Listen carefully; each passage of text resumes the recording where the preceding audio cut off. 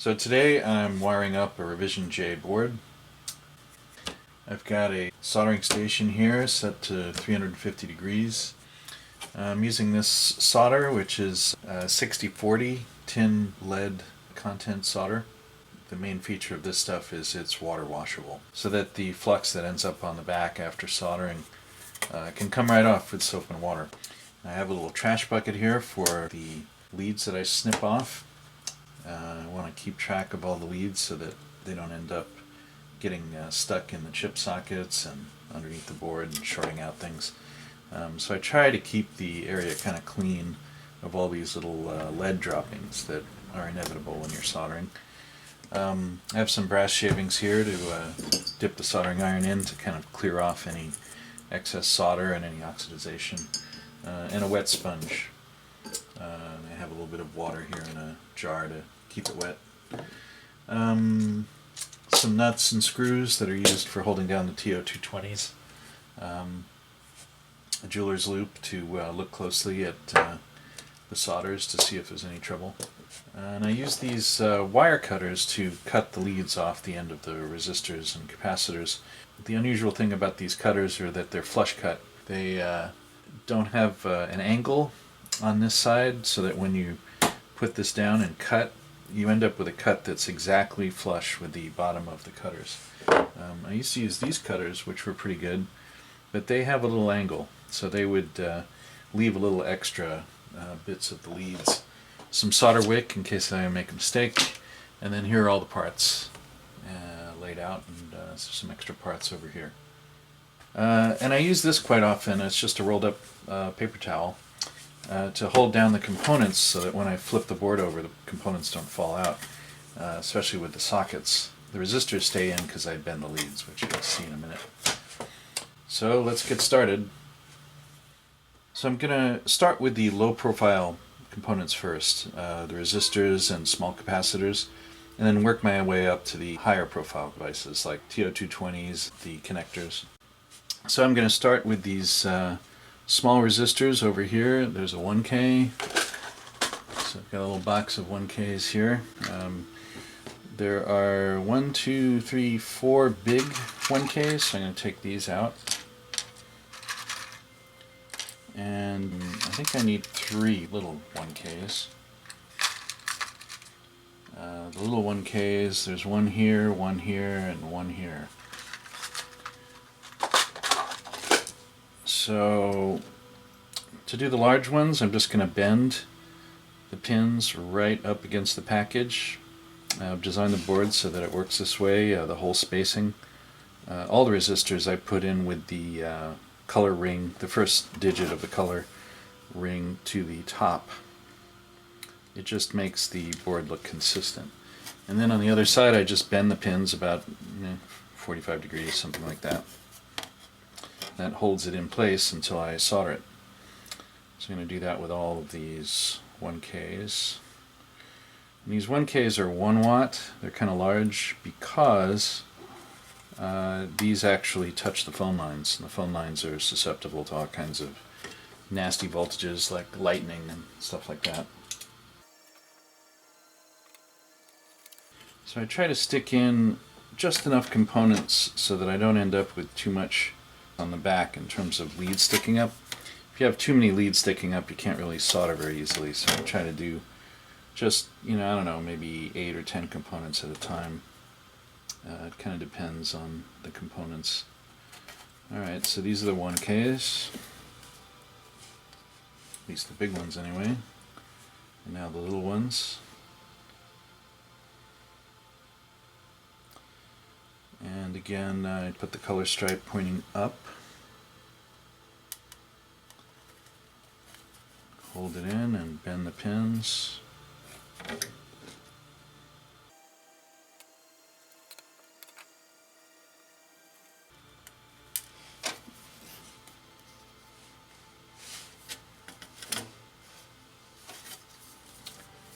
Okay, so I'm going to solder these in. My iron's up to temperature. I've got a conical tip on this iron with a truncated end, which allows me to put the tip flat against the pins. So these 1-watt resistors are kind of a little harder to solder than the regular sized resistors. These leads are good at heat sinking away the solder. The solder will take pretty well, I hope. The room isn't too cold. So I try to tin the end of the soldering iron so that I get a good heat conduction between the soldering iron and the pad and the pin on the resistor. That helps heat up and melt the solder to both so that they make a good connection.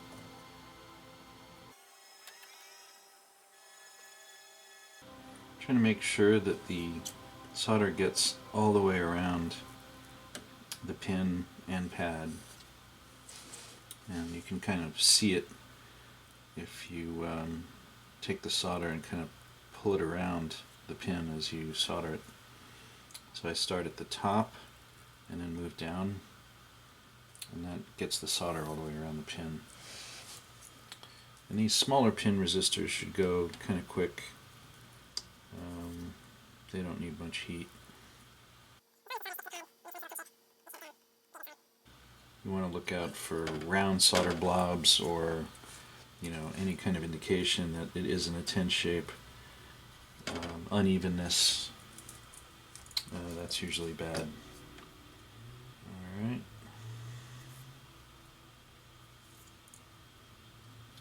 And here I'm also pulling the iron up along the lead so that the excess solder kind of gets away from where I'm going to cut. And after I do a little mini solder session, I always wipe off the iron on the sponge to get rid of the excess solder and make sure it doesn't oxidize. So now I'm going to trim leads. So I like to keep the little trash can nearby so that I don't have to go very far. What I'm doing is I'm putting the cutters not right on the surface, but just at a little angle, so I don't cut away the actual solder blob that holds the component. So I let a little bit stick up, and then I go a little lower on the smaller lead components. And I be sure to catch all these little leads. I don't want them getting all over the place because they have a way of getting into the board and causing trouble. So if you look at the edge of the board, you can see the tops of the solders are not sticking up very much. You don't want things sticking out too far. They'll short against other things later when the person installs the board. These flux marks will be washed away. These actually wash away completely with the soap and water wash, which I do at the very end after I've soldered everything in place. So those are the 1Ks. I'm going to do these little 4 megs next. The 4 meg drawer. I try not to leave these drawers out too much. As soon as I'm done with one drawer, I put it back.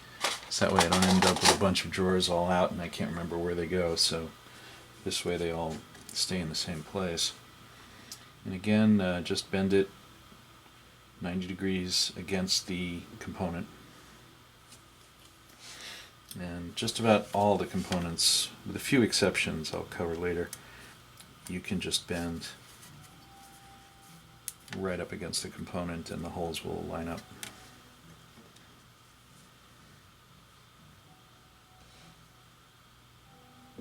These 4 meg resistors are for these FET transistors.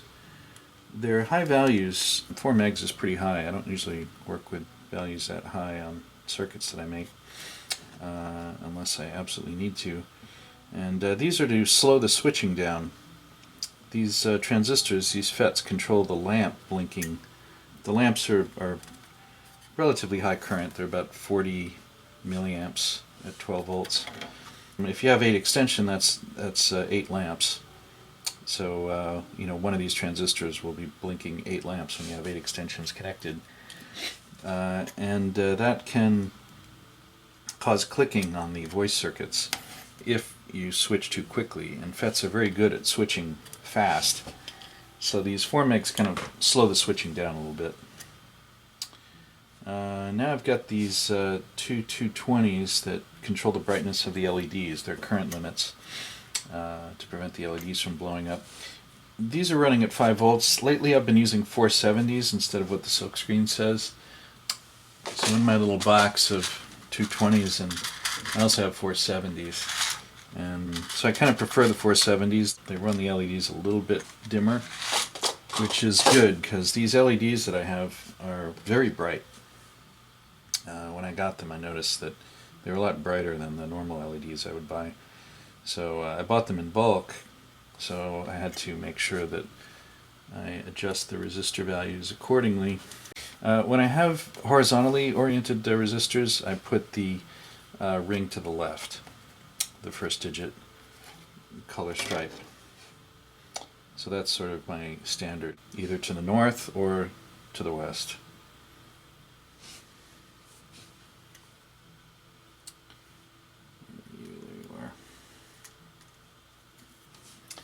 Again, just doing all the low components. These components are very low profile. I think I'll do these small capacitors, these 0.1s. There should be 5 of them. I like to use these axial capacitors instead of the little tombstone style. These, when you put them in, they lay close to the board. They don't flop around the way the tombstone ones do.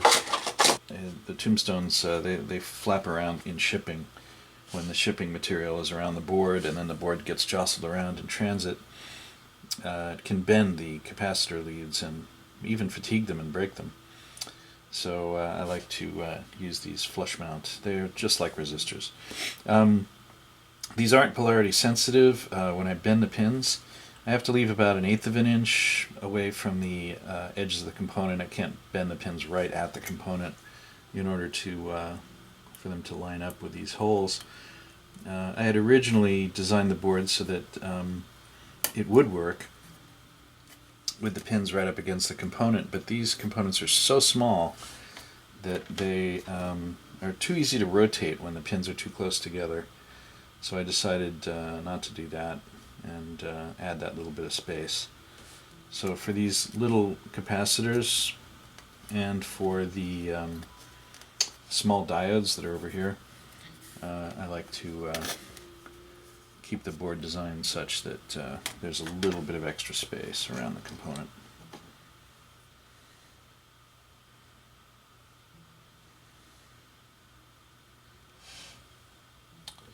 So these 3 capacitors over here are part of the DTMF intercom detect circuit. When you pick up the intercom and push the touch tones, this part of the circuit handles decoding the touch tones and buzzing the proper buzzer on the different extensions. And then these 2 little capacitors over here and over here are for the PIC chips. There's 2 PIC chips on this board. PIC chips are basically one-chip CPUs. They have built-in clocks, built-in RAM, pretty much basically everything on one chip, and all you have to do is just give the chip power and it goes and runs your program that's burned onto the chip. But because they're CPUs, they're sensitive to noise and they also generate noise, so these capacitors help squelch any noise across the supply. Alright, so that's probably enough. Got quite a bit of stuff back here, so let me solder it into place.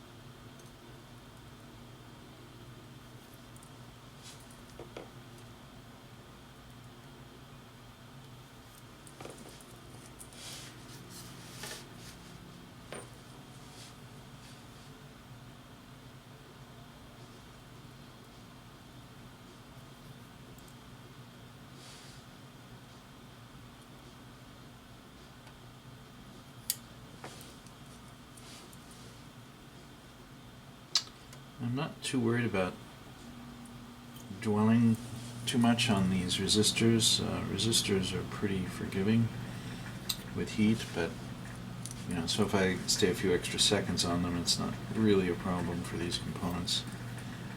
But the diodes and LEDs, I do try to go very quickly with those. The LEDs and diodes are particularly sensitive to heat, and it can destroy them, or even partially destroy them to the point where they work for like about 2 or 3 minutes and then die. So I try to be very quick on the LED leads, especially the LEDs, because the way I mount the LEDs, they're very close to the board. They don't get a chance to heat sink very much.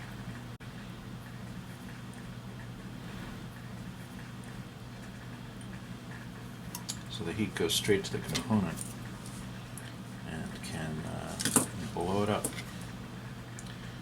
Alright, so those all look pretty good. Oh wait, I forgot this guy.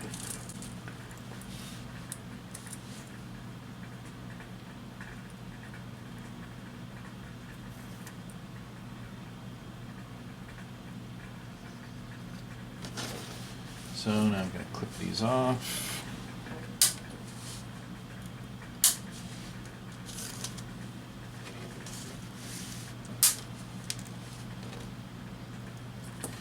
So here, I think you can more clearly see, so I'm grabbing them kind of low, and then I cut these two, because I know that these cutters are good at cutting 2 at a time, and then I pull up just a little bit when I cut the next one, so that I don't recut these guys and create little pieces.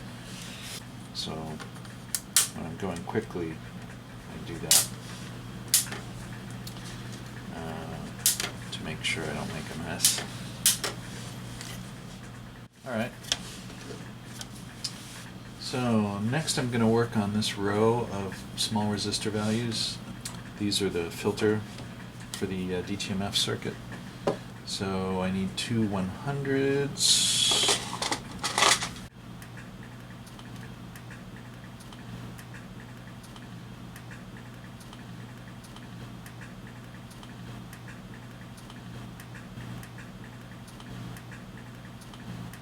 So now 30K.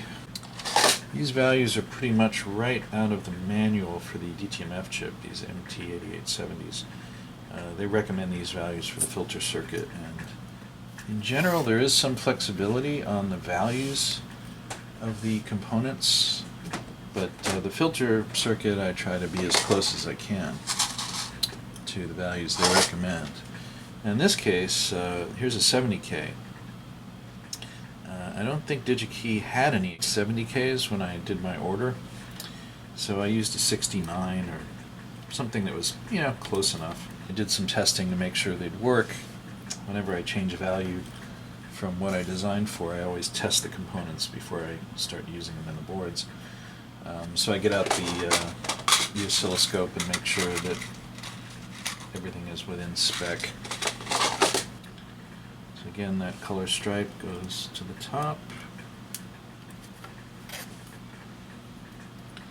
Yeah, this way all the colors kind of line up nicely.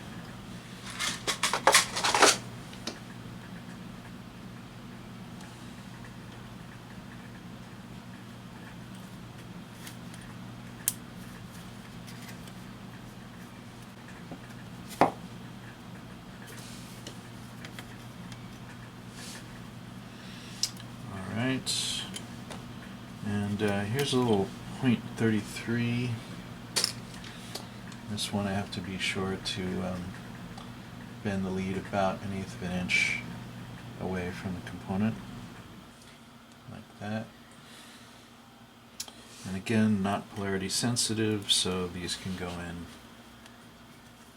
any direction. There's no indication on them as to plus and minus, so that just goes in any old way. There's a crystal here for the MT8870.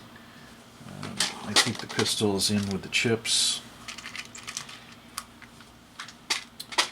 The MT8870s are kind of hard to get anymore. I've had to source those off of eBay, There's some sources in China that sell them in bulk, like 50 at a time or so. Pretty cost effective, actually. It's a lot cheaper than DigiKey used to be. So I kind of prefer doing that because I buy quite a few of them. Let's see what else we got here. Oh yeah. So over here in the line circuit, there's a couple of 160s, which are the hold resistors. So I'll put those in. And these are 1 watts also.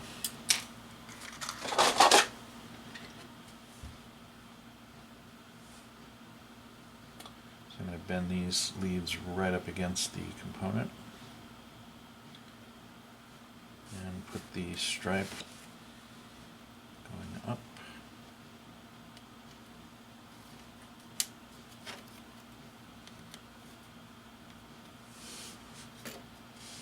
I think I'll zoom out a little bit here.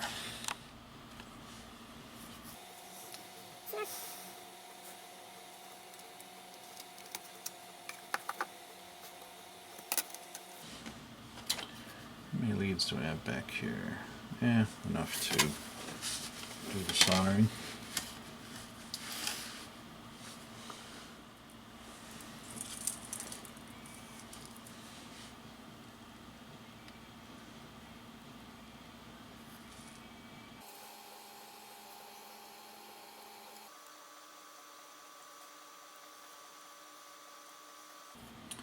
In order to get good heat conduction to the pad, I try to push the iron into the pad hole next to the lead, so I get a good connectivity between the pad and the lead and the soldering iron tip.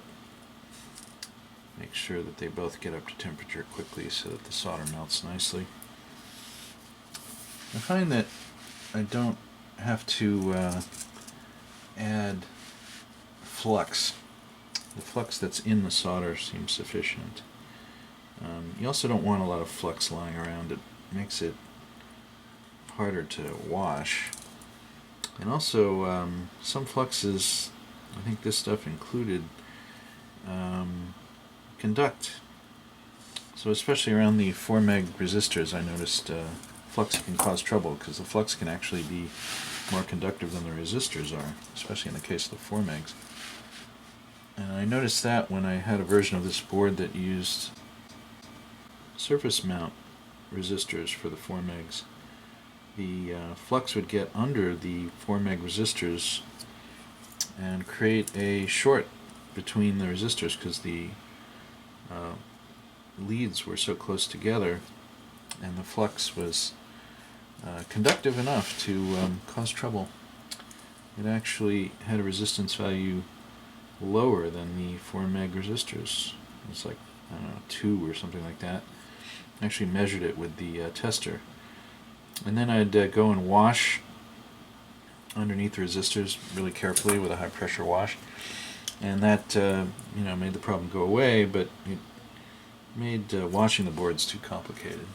So I decided to go back to through hole for those resistors.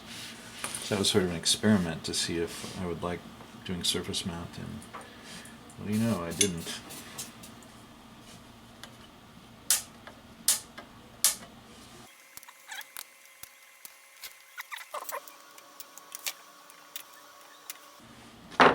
Now, if I don't like the look of the solders after they've been cut, I can just touch the iron on them to clean them up a little bit. Kind of makes a nice shiny little blob out of the cut mark. Just make sure the lead doesn't pop out of the board when you resolder it. Looks like I forgot these little leads for the crystal right here. So these little leads, they're going to fly across the room if I just cut it like that. So I put my finger over the top and capture it inside the cutters so that it doesn't get away.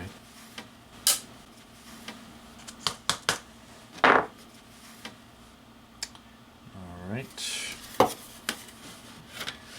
So I've got these 2 big 60 ohm resistors. Those are for the intercom voice circuit.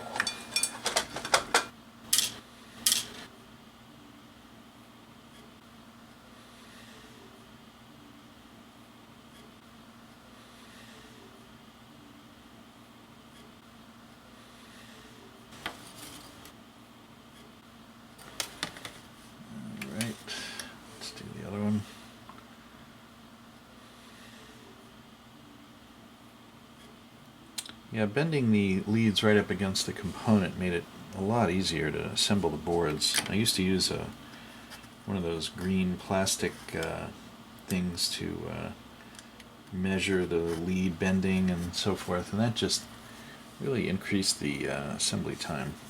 So I found doing it this way really helped make things go faster. So what's left in the resistors? There's a 33K and a 33K here. These are kind of big too. These are 1 waters. Yeah, these are involved in the voice circuit on the line 1 and line 2. So they're kind of beefy.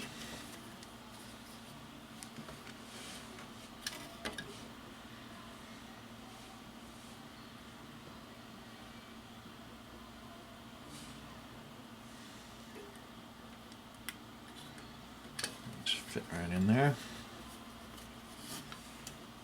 If there's any kind of rotation, like if the component's a little bit rotated, I can just take the needle nose and kind of grab them and twist it into place. Okay, that looks pretty good.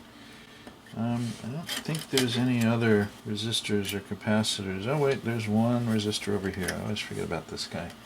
There's a 300 ohm, which is in series with the ring circuit. Where are you? 300.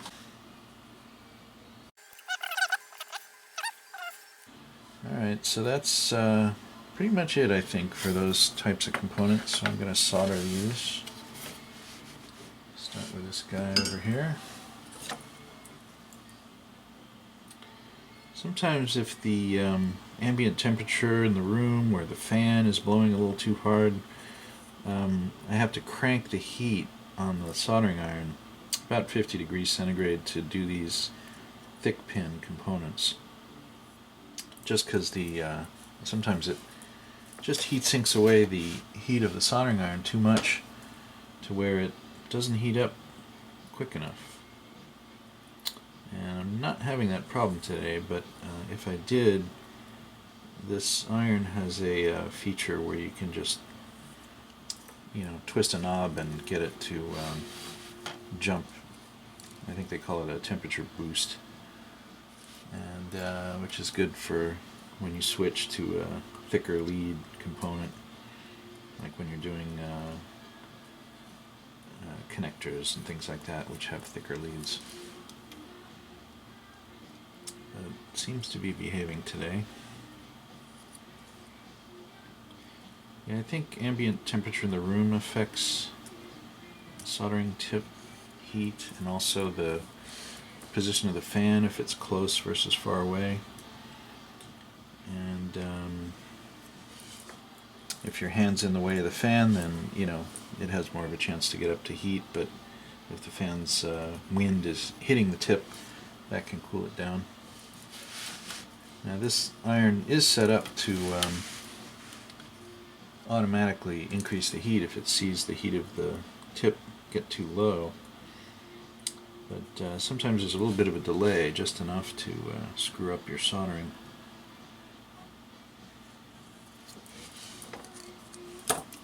Okay, so that looks like all of them.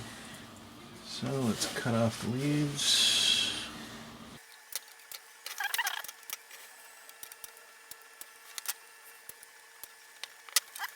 So next I think I'll do these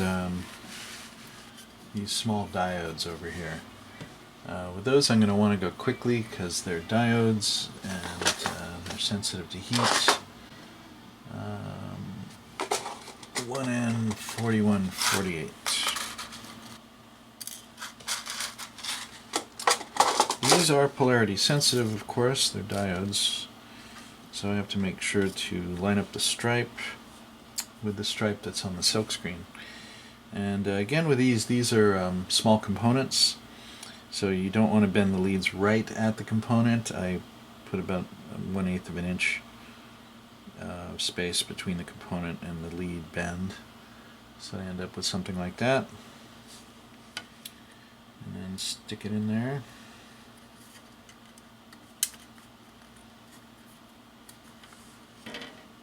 And the leads on these components are very thin also, so the weight of the board wants to rebend the pin, so have to kind of be careful, especially, yeah, it just bent right over. So if you look on the back, it's kind of, the pins have bent out of shape. So I have to re-straighten them. Once you get enough components in there, then the board will hold up on its own weight.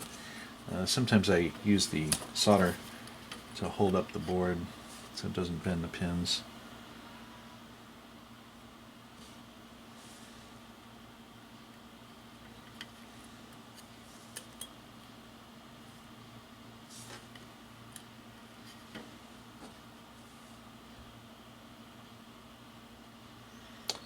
If you really want to improve the look of the board, you can try to position the diodes in such a way that the numbers are all pointing up. I don't usually bother with that, but if one does, it makes the board look a little better. So they're a little bit out of alignment here. You can usually cheat them around with your fingernail by just kind of putting a finger on either side and kind of just pushing back and forth until they're all lined up. And hold them in place and rebend the leads. There's also some large diodes in this section, so I think I'll do those. There's 8 1N404s. Now when I ordered these came on a tape, which means I have to cut them off. So I'll do that. Let's see, can I do this where you can see? Adds a little bit of time to assembly, not too much. I try to be careful with these cutters and not use them to cut anything that's hard, because otherwise you end up with little nicks in the blades and then it doesn't cut right. So sometimes when you're trying to go quickly and you do a cut and you hear the click, but it doesn't cut all the way through because there's a little hole in the blades where you cut something that was too hard, like a nail or something. So I try to be sure not to use those for anything other than just soldering. So here's my 8 diodes. So I'm going to mount these up. Now these are also critical to get them in the right position. You have to match the silk screen with the stripe that's on the component. Now these are large enough where I designed it so you can just bend right at the component edge. You don't have to add that little 1/8 inch of space, so you just bend right up against and stick them right in. They should fit. Yeah, these diodes are part of the Bell ring programming circuit, so they're kind of beefy. They handle the 105 volts AC for the ring circuit.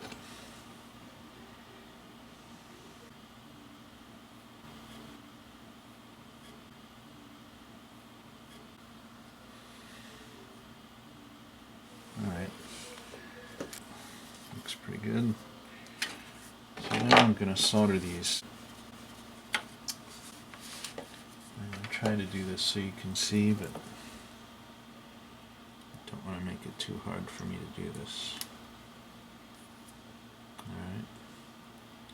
So I guess, I don't know, about a second is the most I want to spend on these. And if I do think I need to spend more time on the pin, I'll skip it anyway and go back to it later after it's cooled off a little bit. And by later, I mean, I don't know, like 7 or 8 seconds. Alright, let me turn this around. Where are they? Here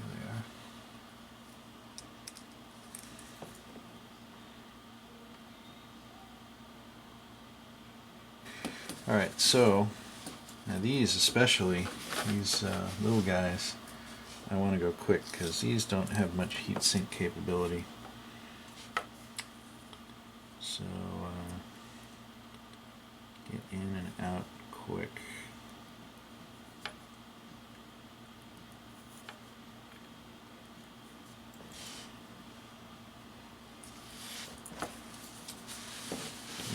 have to go back, I'll do it after it's cooled off a little.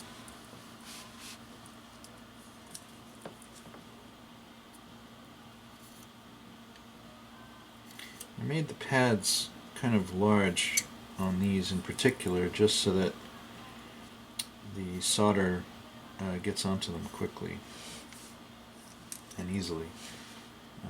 If the solder pad is too small, you end up having to wait a little longer for the solder to get up in there. So I found by changing the pad size on some of these components, it really helps make assembly a bit easier. And I've gone through a lot of iterations with these boards, so I've had a lot of time to play with all that. Because every time I order new boards, it's a chance to make changes on the schematics or on the board layout. So if there's any improvements, I might as well do them, because every time I reprint boards, it's a chance to experiment.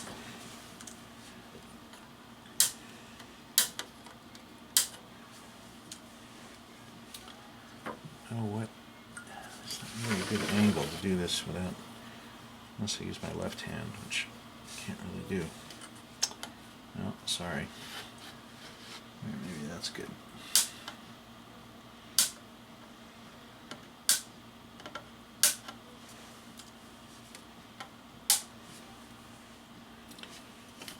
Try to do the same thing.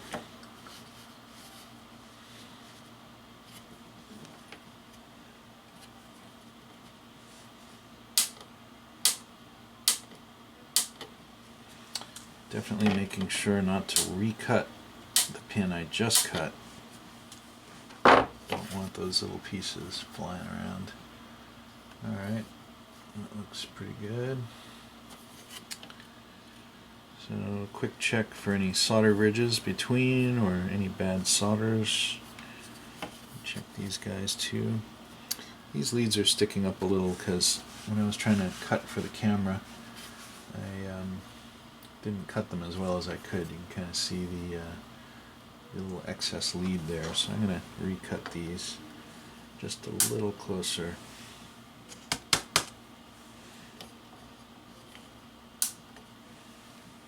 Okay. Okay, still sticking up a little.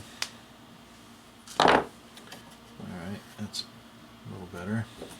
Get that one guy. Nope. Alright. So, I think that's it for all the low components. You'll notice I'm skipping this guy here. That's a large capacitor, which is a, what is that, 0.47? These things are quite big. So if I were to actually solder this in now, it would stick up too much, so that when I flip the board over, I can't hold down these smaller components. So I leave these big capacitors for last, actually. And when I put these in, I put the writing side to the left, which kind of matches the writing that's on the board. So anyway, I'm saving those for last. So now I'm going to do the sockets, which are the next profile height up. So I'll start with these LDA 110s, which are 6-pin sockets. I think I need 7 of these.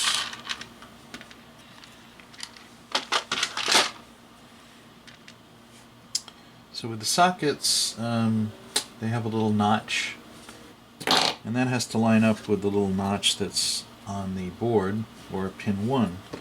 So here's the dot for pin 1, and the dot for pin 1, and here's the little notch that's on the silk screen, and here's the little notch on the chip socket. So I'm going to make sure that that's pointing left on all of these. And the sockets are, depending on the socket type, they're easy to fall out when you flip the board over. So I only do the sockets that are close to each other at a time. So on this board, these sockets and these sockets are close enough together, and these also. close enough so that I can put the paper towel on them and hold them while I flip the board over. So this is a, what is this, 8 and 8, so that's 16. And this ULN 2803 is a 18-pin socket. Make sure its notch is pointing in the right direction. I've got the board up on the paper towel here so that the pins don't pop out. And let's do this 20-pin for the pick chip. And sometimes the pins are a little bent on the sockets, so sometimes you have to, if the socket doesn't just drop right in, you have to turn it over and line up the pins.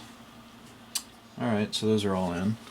Now I'm going to take the paper towel, put it over all the sockets, hold it down while I flip the board over. Make sure that none of them come out.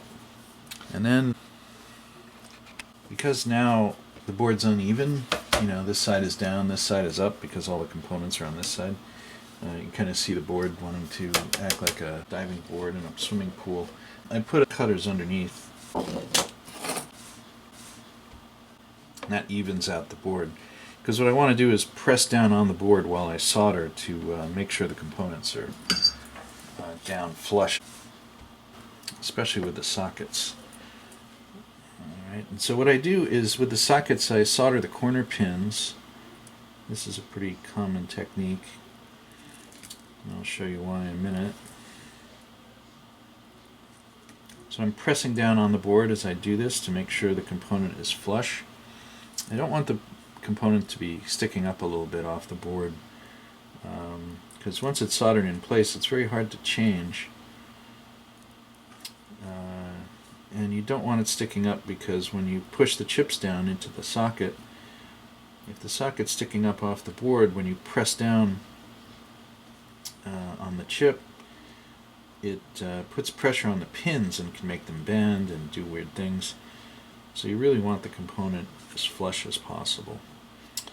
So here I'm, with my right hand, I'm actually pressing down on the board, allowing the cushion of the paper towel to make sure that the sockets are in place. And then as I get closer to the edge of the board, I push down with the soldering iron to make sure that this side of the board isn't sticking up.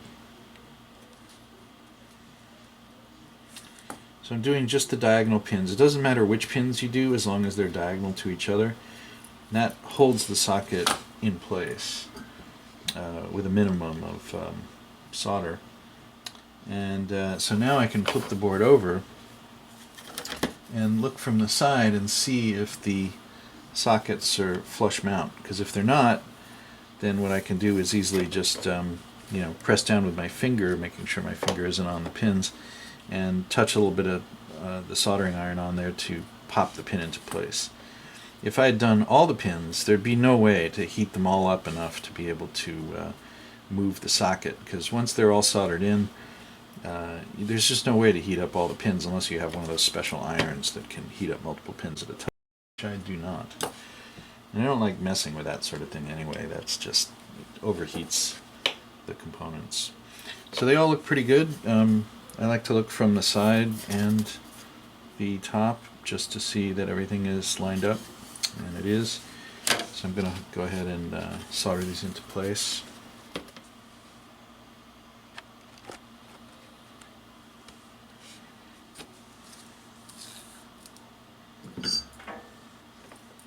There are a couple of different socket types. These have flat pins, and they kind of have two little metal leaf springs that kind of latch onto the chip when you plug it in. And there's another kind that has more machined-like pins, which have round pins instead of flat, thin pins. I kind of like the flat pins. They conduct heat better. The solder can go, it has some room to go down into the via around the pin, which seems to make a nice good connection.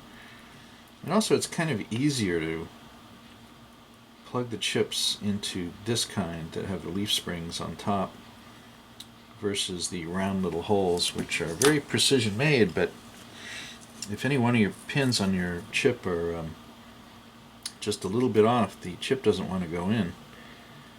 So these are a little more forgiving, allowing the pin to be a little bit off and it'll still line up and go in the hole. So I just find these are a little bit nicer to work with, easier for assembly anyway. And they're cheaper too, they're more cost effective than the machine pins. I guess because there's more metal in the machine pins, or they're, because of how they're made, they cost a little more to make.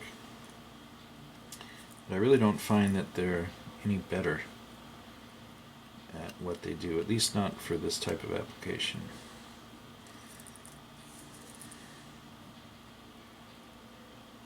So I'm spending just enough time to make sure the solder melts in and wraps around the pad and pin. And if your iron is hot enough, this should go quickly. And there is the component of making sure that the right side of the point on the end of the soldering iron tip is pressing against the leads to get good heat conduction, which is why I don't like those conical tips. You can't really get good heat conduction that way. With these, this flat little side of the iron tip really makes it easy to get both the pad and the pin heated up.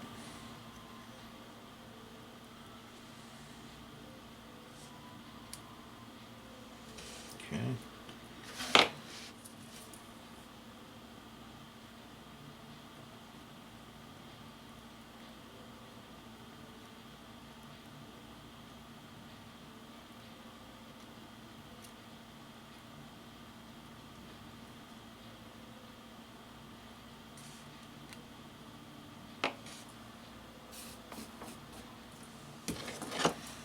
Okay.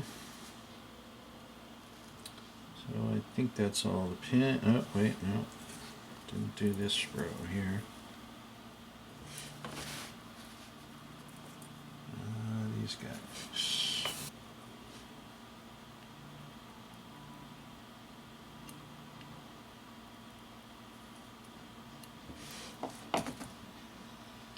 Alright, that looks like all of them.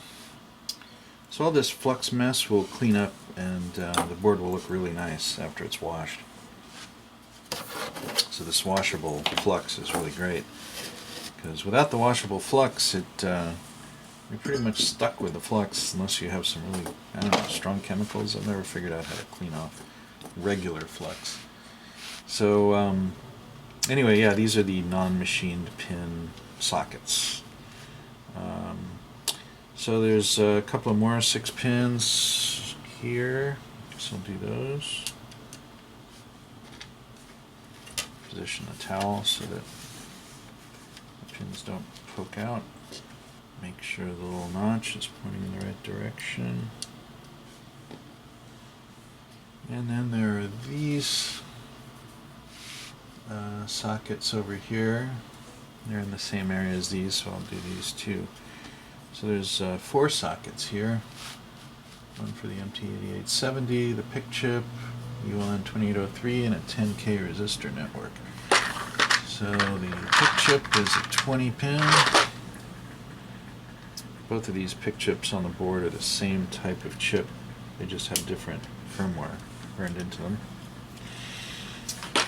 There are 2 18-pin sockets, one for the ULN 2803, and then another one for this MT8870 over here. And then a 16-pin for this 10K. Alright. So I know from experience that my paper towel is big enough to cover all the components, so I can safely hold them down and flip it over, and they should all remain in place. Again, I'm jack up one end of the board.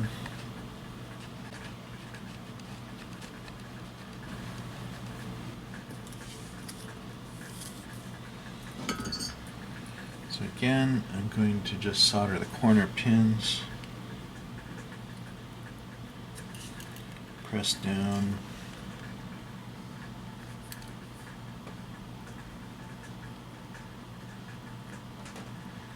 In this case, I'm using both my right hand pinky and my left hand pinky to push down on the board to make sure those sockets are in place. Don't want them to pop out a little bit. And the folded paper towel really helps act as a good cushion to make sure there's an even amount of pressure on the sockets.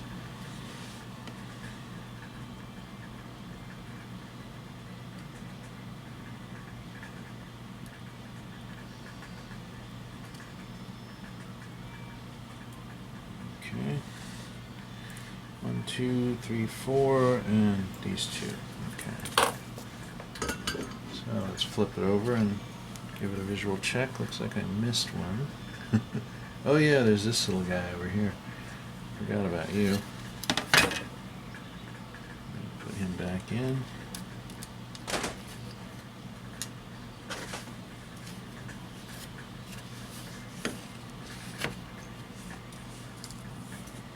Do the corners on that guy.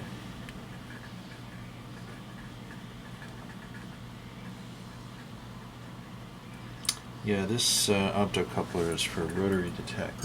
So if you have a rotary phone and you use it to dial the buzzer on the intercom, this little guy turns on and off every time the rotary makes a single click.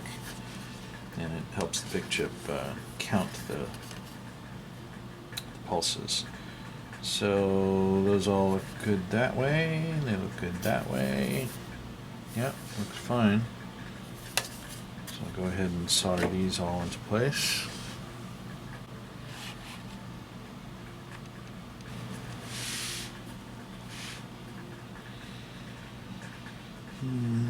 So start with these.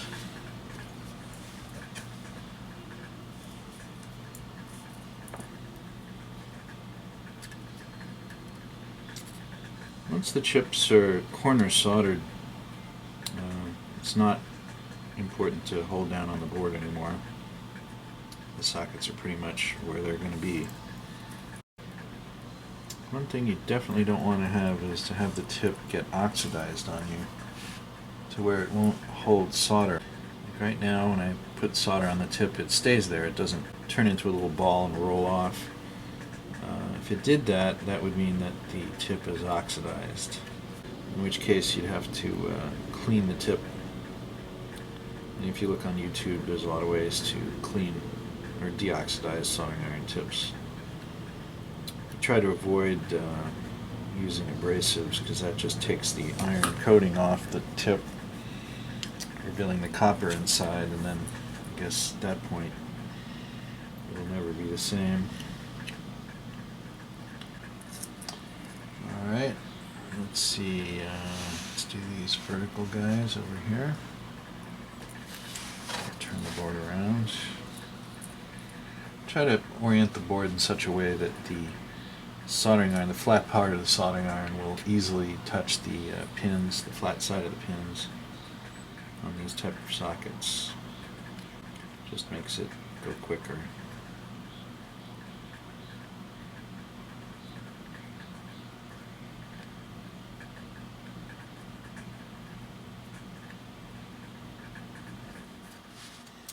And here I'm doing a little technique where the iron is larger than the pin, so if I put it like this on the pins, a little bit of the iron is sticking around the edges of the pins, so I can touch the solder to one side of the iron tip and drag it over to the other side across the pin. And that seems to go very quickly and make a good solder all the way around.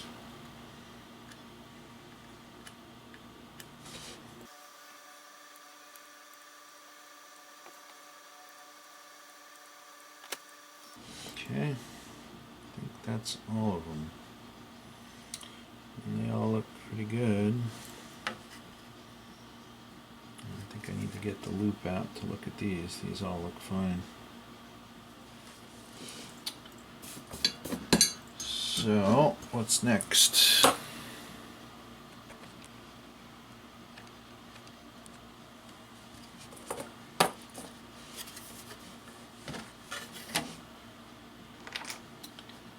So,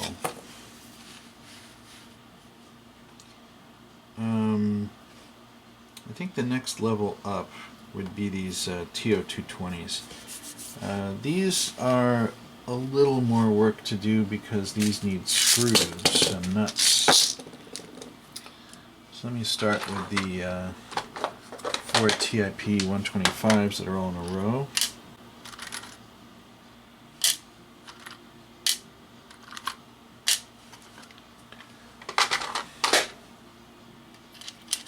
So with these, what I do is I want to bend the pins 90 degrees, but I want to give it a little curve so that it doesn't fatigue the pins. And I don't want to bend the fat part of the pins. I want to bend right where the thin part meets the fat part. These pins have kind of a double thickness. So if you look at the documentation for these, they recommend that you bend the pins right at where the flat part ends. So you leave the flat part straight and put the bend right after it. I bend against my finger, and that seems to give a nice little curve to it, so that there isn't any fatiguing going on. And then to prevent these, because these pins are kind of long on these compared to the sockets, I'll put one side of the board up on a soldering reel so that the pins don't poke out. So I'm just going to do the same technique to all of them. So with these in place, I then add the screws and fold them down for soldering. These are stainless steel panhead Phillips screws and stainless steel nuts.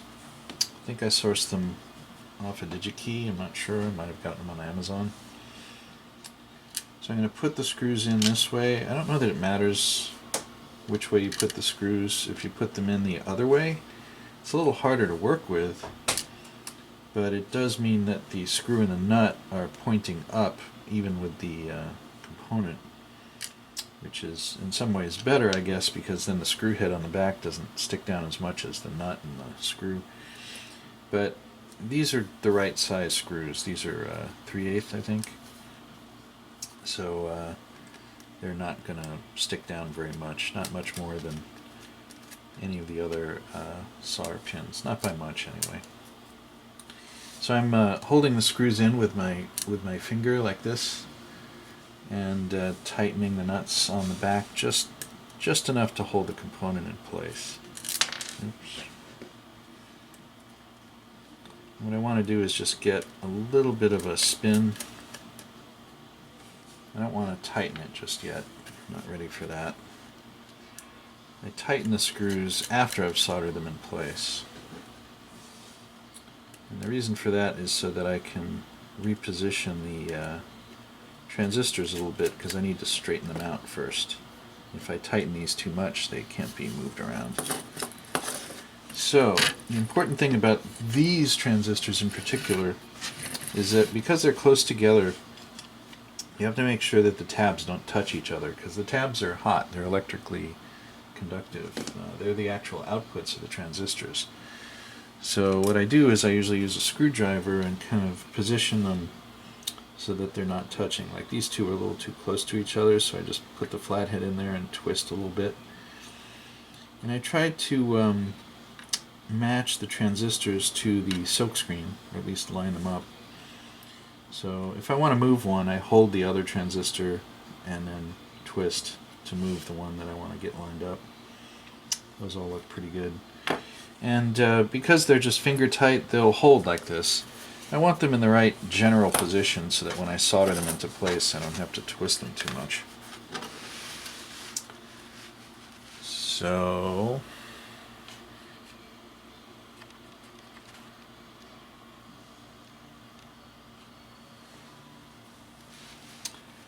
I'm going to go ahead and solder these. Because these are transistors, I like with the LEDs, I try to go quickly with these.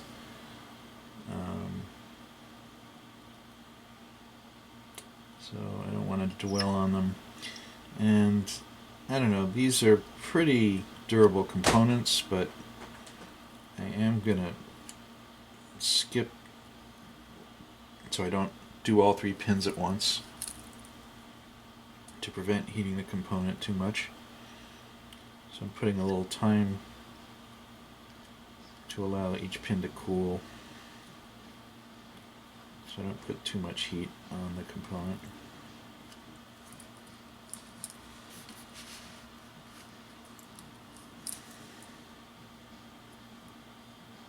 With these you probably don't have to do that because these are pretty durable. They can take heating, but I don't like to press my luck with things like transistors and LEDs. They can act weird if you overheat them too much. Alright, so now that those are soldered into place, I can go ahead and tighten these. So I'm going to get the Phillips, and I find that I don't really need the socket screwdriver to hold the nut. I can just hold the nuts from the back with my fingers, and that's enough to hold it in place. If the nut does spin for whatever reason, then I will get out the screwdriver, the socket screwdriver, to hold the nut in place. Or you can use the needle nose pliers, but the socket screwdriver is a lot easier. But if you don't have one, pliers will do. So those are tight enough. So now I'm going to go ahead and cut these leads off because they're too long. They stick down a little too much. And they can bend into each other if I leave them like that. So I'm going to go ahead and cut these. So with these I find I can cut 2 at a time. So I'm going to put the cutters over 2, put my finger over the cutters and cut so that I capture the little things in my inside between my finger and the cutters, and then do the last one. And I do that for each one. I try not to do all 3 at once because that's just a little too much for the cutters.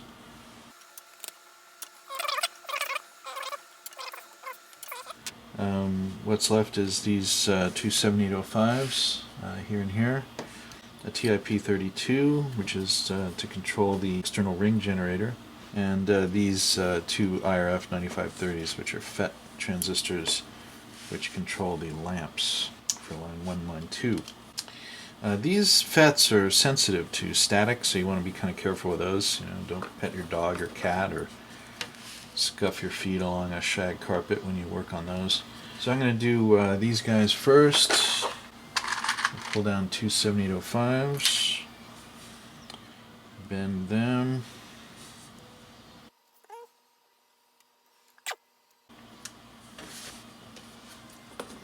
Again, I'll use the solder reel to kind of hold up the board here.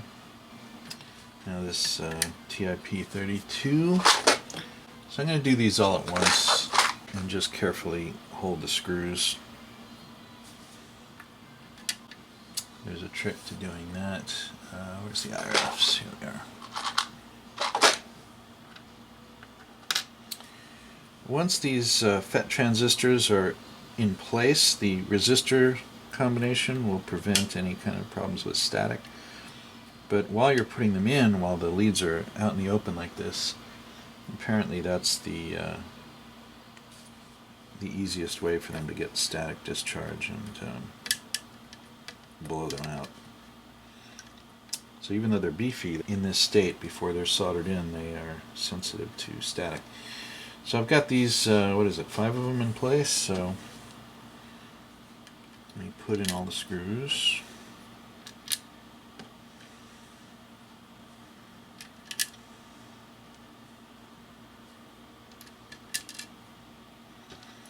And I'll do the nuts one at a time.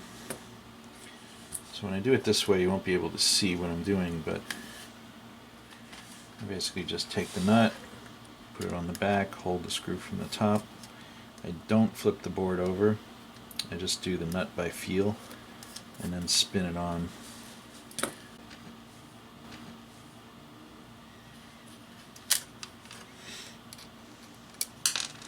Now I'll line these up after I get the nuts on.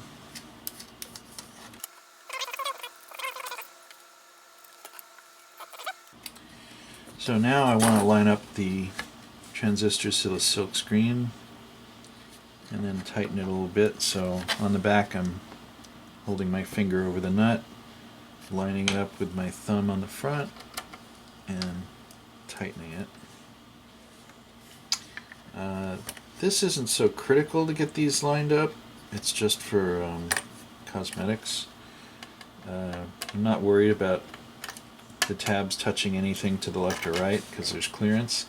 These needed to be close together just to save space on the board. So there's more of a concern there.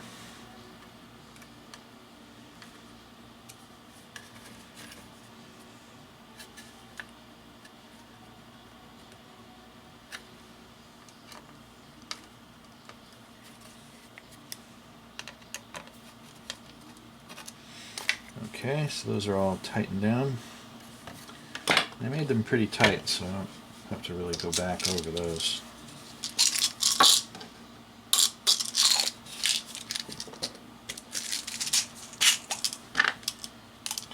I might do a second pass using the socket screwdriver just to really torque them into place, but they don't really need to be that tight. The purpose of the screws are really just to hold these flat so that they don't move around in shipping, and especially these guys. I'm going to go ahead and solder these. Let's do that one. Now with these, because they're so far apart and I'm trying to save time for the video, I'm not going to skip pins, so I'm just going to do them all at once.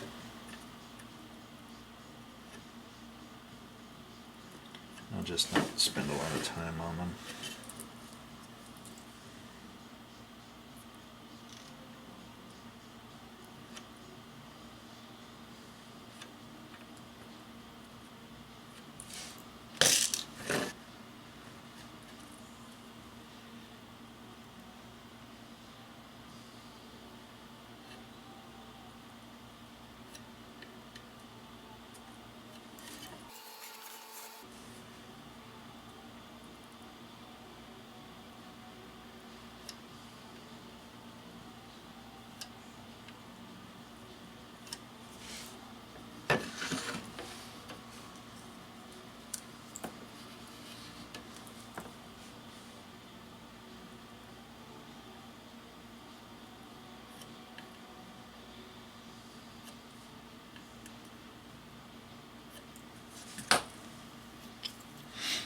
Okay, I think that's all of them.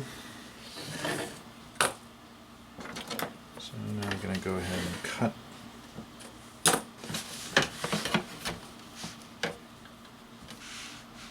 Cut off the pins.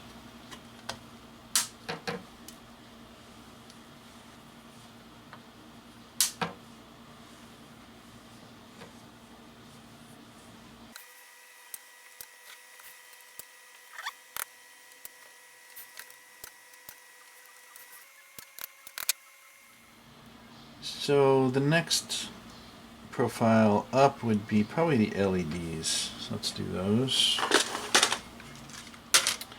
So for the LEDs, I like to have the line status lights, these three guys, be yellow. So I'll pull out 3 yellows. Yellow or orange, something light colored. And then I use red LEDs for the 2 status LEDs, which tell you if the PIC chip is alive. And that would be this guy, CPU 1 status, and this guy, CPU 2 status. CPU 1 blinks once per second, and CPU 2 blinks twice per second when the intercom is picked up, indicating the right firmware is programmed on the chips. So what I do with these, normally when you put LEDs in, well, first of all, you need to make sure that the polarity is right. On this layout, the positive lead is up for all the LEDs, and the positive lead is the longer pin. And also, normally when you put in LEDs, you would put them in only up to the little bumps. But on this board, I designed it so that the LED goes all the way flush to the board. And I do that mainly so that the LED doesn't bend around in shipping. Because when it's flush to the board, it's not going to rock back and forth. Whereas if it wasn't, well, it might get better cooling by being off the board a little bit. The way I run these LEDs, they don't get hot, and they aren't on for very long. At least not the CPU status anyway. And but I really just don't want them rocking around in shipping.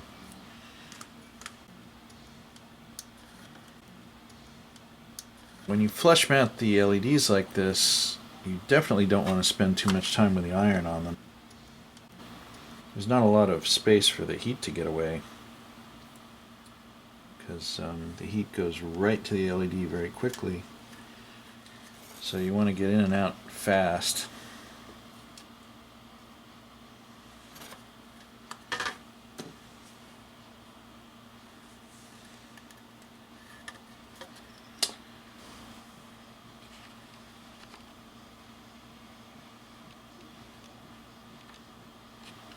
So once they're in place, I flip them over and solder them.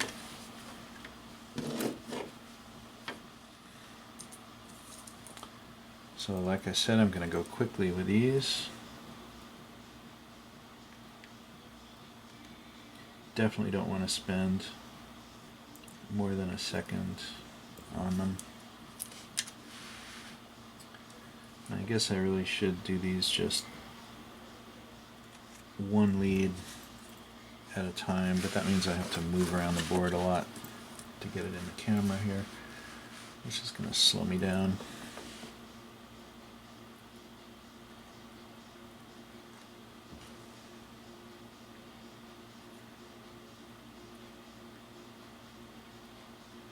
If I have any trouble with one of the leads not picking up solder, I'll just move on to the next LED and then go back to it. I don't want to stick around on a stubborn LED.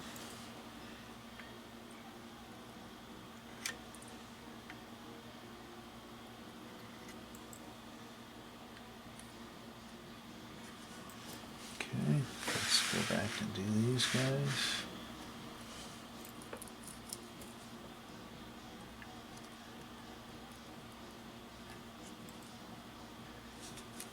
Did that one. Alright. So now trim off the leads.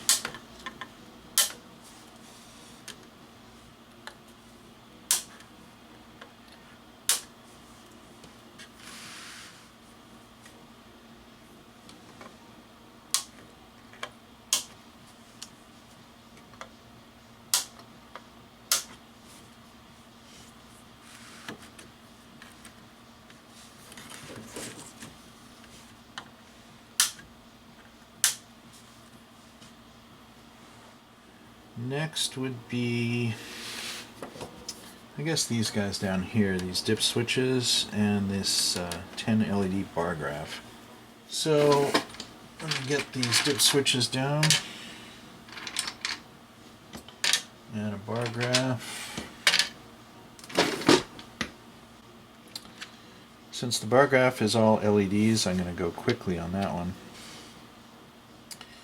These dip switches, most of the manufacturers, the dip switches come in the on position, and I put on to the right. If they were off, I'd turn them on first, because I always want the switches to be in the on position so I can test all the bells and buzzers when I do a QC check on the board. So on switch to the right, and then for the LED bar graph, it has a little notch. So that notch indicates pin 1, and the notch goes at the lower right on the board, which is where pin 1 is. that little white dot there. So the notch and the white dot should match up. It is important to get this in the right position. If you get it the other way, then the polarity of all the LEDs are wrong. So I put the napkin on the back to hold them in place as I flip it over. So now these components stick up quite a bit, so I'm going to use these larger handled clippers to kind of hold the board up. And then do the corner soldering on these. So again, I'm working with the LEDs here. I want to go kind of quickly on these pins. Definitely not dwell on those. The dip switches doesn't matter as much. I just try to be careful with diodes and LEDs.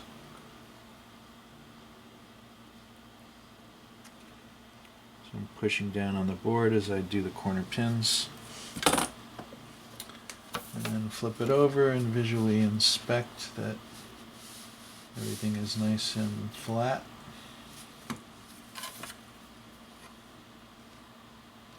Looks pretty good. Yeah, I don't see any extra space. There's some spacers the way these components are set up, just so that any flux can be washed away underneath the component. So you can't go any closer than what the spacers allow. Alright, so with those corner pinned, I can just go ahead and solder them. I don't have to worry about holding them down anymore.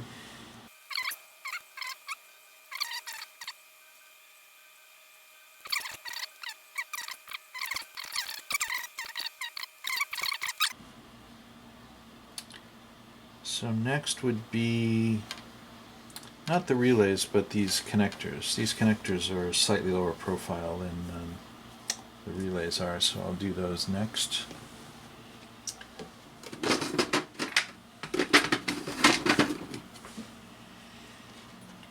Alright. So I'm going to do these guys over here because they're close to each other. This guy's a little too far away for my paper towel trick here, so I'm going to do these. Take my fat handled cutters and stick them over here to balance out the board. And then, so these take a bit more solder because the pads are quite a bit larger, and also the pins are thicker and the via holes are larger. So I spend a little bit more time on these with the iron because I want the solder to kind of suck down into the via hole. Now this is going pretty well, but if it were going slowly, like the solder wasn't heating up quick enough, I would punch the heat up on the soldering iron about 50 degrees centigrade more so that it goes quicker, but this seems to be going pretty well.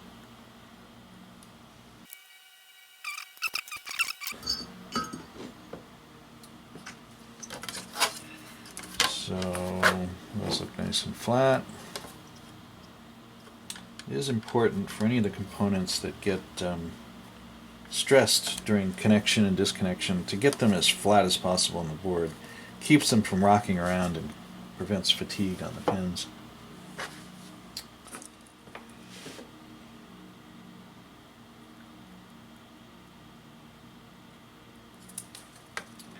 So I'm going to press down, make sure that component is flat. I'm using the paper towel as a cushion.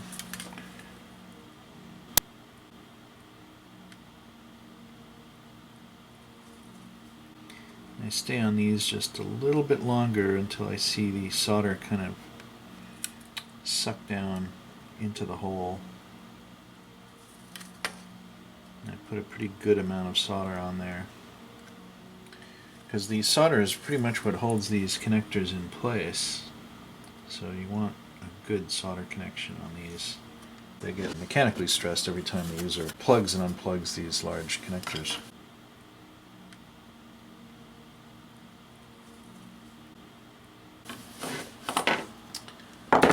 So now the relays, there's two here, and then there's these two guys, one there and one there for the line 2 and line 1. These guys are hold relays. When they turn on, they put the hold resistor across the line to put the calls on hold. And these guys handle ringing. When this relay turns on, that rings line 1. When this one turns on, that rings line 2. And both poles are used on these relays. One set of poles are used to buzz the buzzers for buzzed ringing, and the other poles are for the bell, to ring the bells. So I need 4 relays. So I have a whole bunch here. I'll take out 4. These relays are about $3 each, $3 and change, so they're kind of expensive. There are cheaper relays, ones that are about $1 each. They're black in color. These are Panasonics.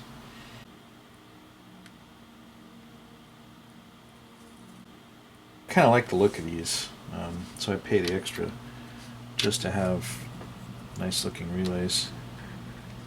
These relays can only go in one way. They have 2 pins that are far apart on one row, and then the rest of the pins are close together. You can kind of see in this close-up, here are the far apart pins, and then here are the 3 pins that are all together. So these only fit in one way.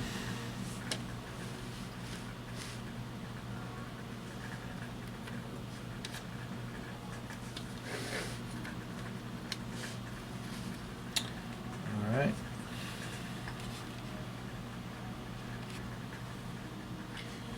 So with that, again, I'm going to put the paper towel over all 4 of them.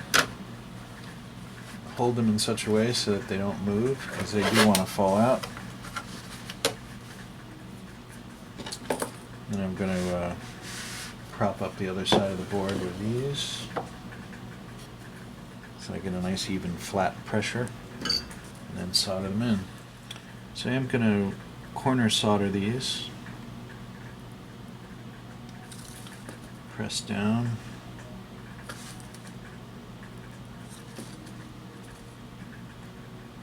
Make sure the relays are flat.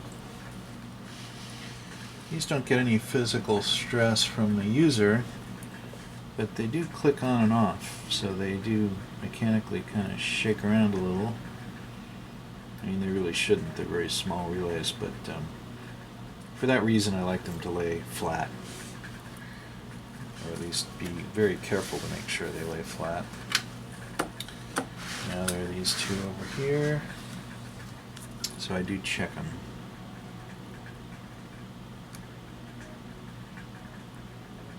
So I'm pushing down hard on the board as I solder these with both hands, and also with the iron tip. So those look pretty good. And these guys over here, those look pretty good. No problem with that. Yep. So I'll go ahead and commit these.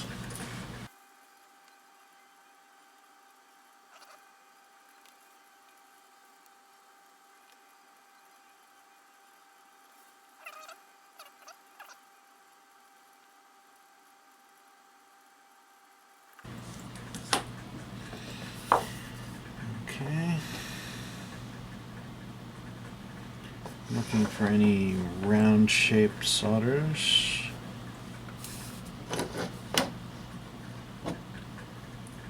If they're too round, I flatten them out.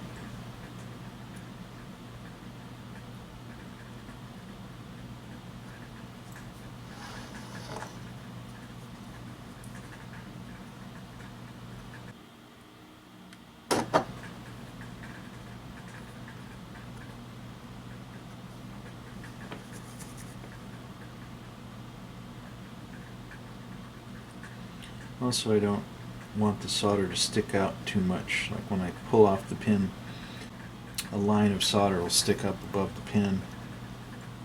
So you just touch it again and the solder will come back down.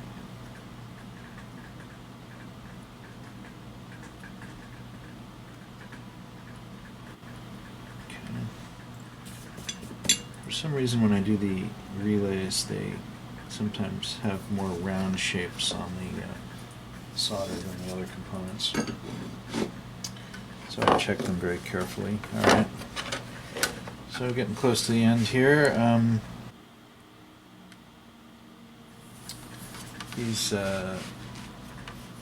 dip headers over here, these are probably next. So let's get those out of the way. So this one's a 30 pin, says it right on the silk screen, so I'm going to pull out a 30 pin header.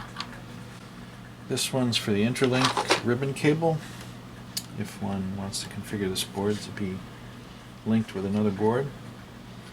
And then these guys are, I think I've got a marking here, 32 pins, so I need 2 of those. And these are used to jump the signals for primary and secondary configuration of boards. There's a lot of pins on these because there's a lot of signals being rerouted. And in this guy, I'll do that one separately because that one's a little weak. Won't want to stay in as easily. So I'm going to put the napkin over these and flip it over. Something under the board here. Actually, the components on this side of the board are high enough now that I don't really need to stick anything under the board there. So I'm going to go ahead and corner solder these. Start with this one. So again, push down on the board to the corner pins.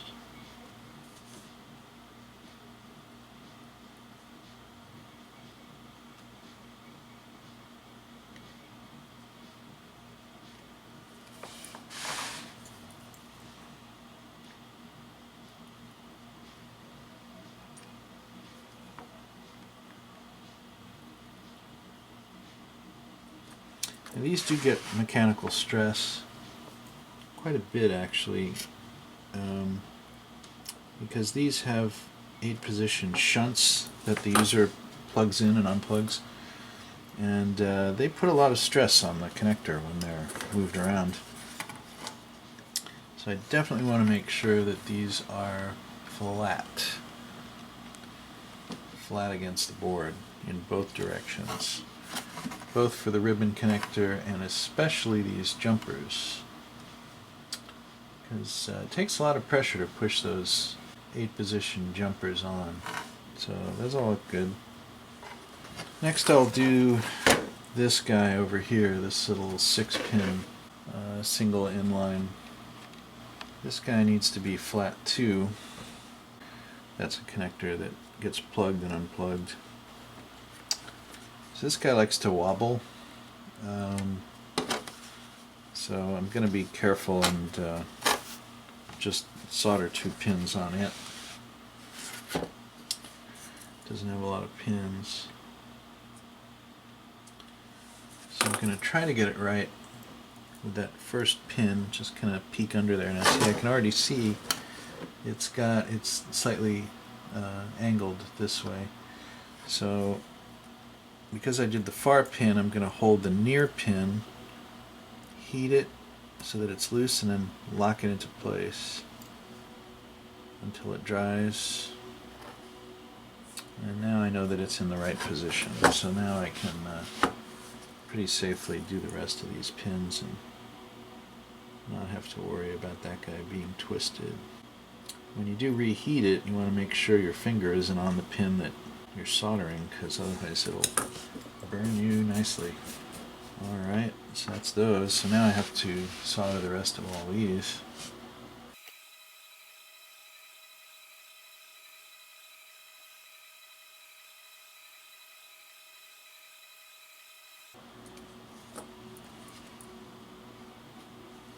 Looks like I have a solder bridge between those two.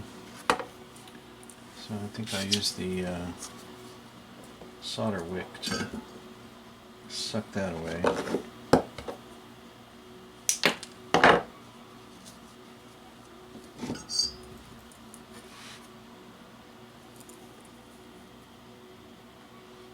I had a little too much solder on there. So that got rid of the bridge. Looks like we got rid of some of the solder too, so let me just put a little bit back. All right.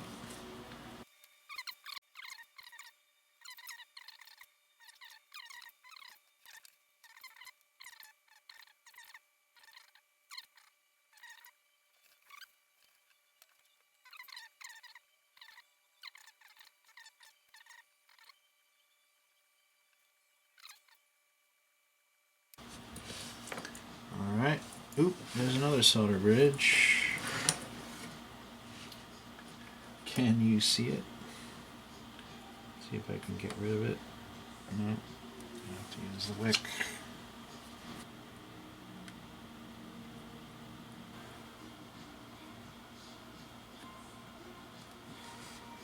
There. So, before I forget, I want to put the shunts on this primary guy here.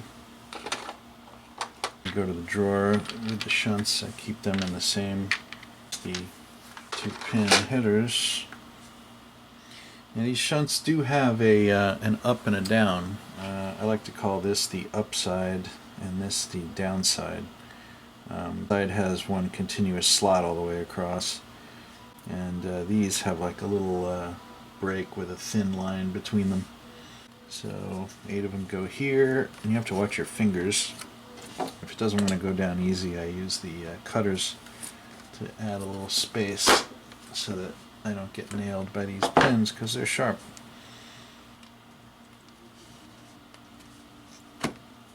So what's left? The fuse, these big caps, and this RJ11 over here. So the fuse is a socket and an actual glass cartridge fuse.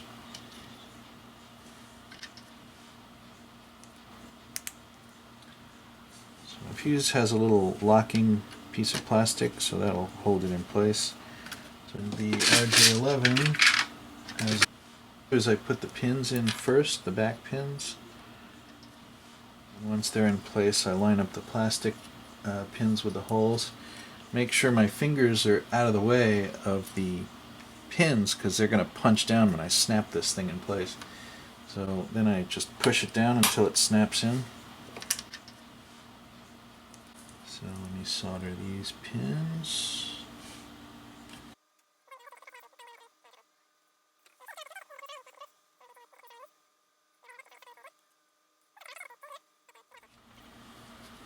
Alright, so it's just the big capacitors left. So we'll do those. Take out 2. And like I mentioned, I like to put the writing to the left because they're blank on one side and there's writing on the other. These, I don't bend the pins at all. They're already in the right position. So they just slide right in. And use the far apart holes on these. Bend them 45. Same with this guy, writing to the left, bend it 45. And then solder these into place.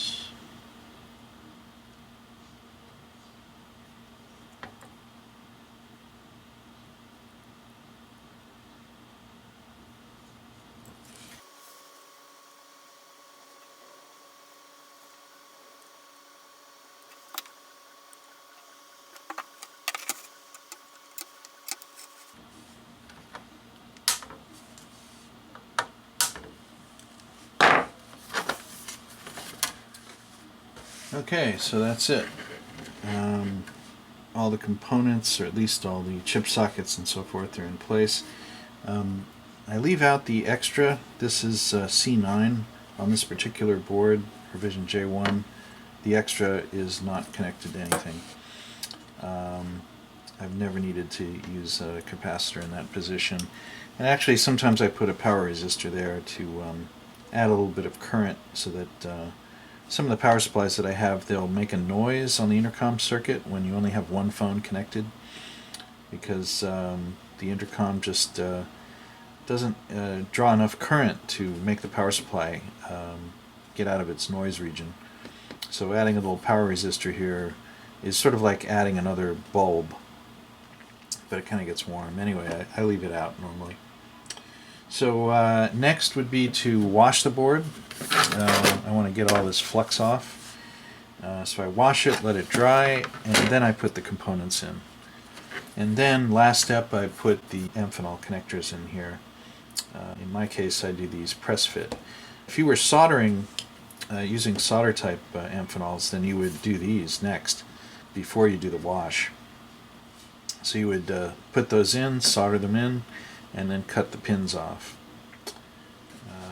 But I use press fit myself, and I'll show you how to do that.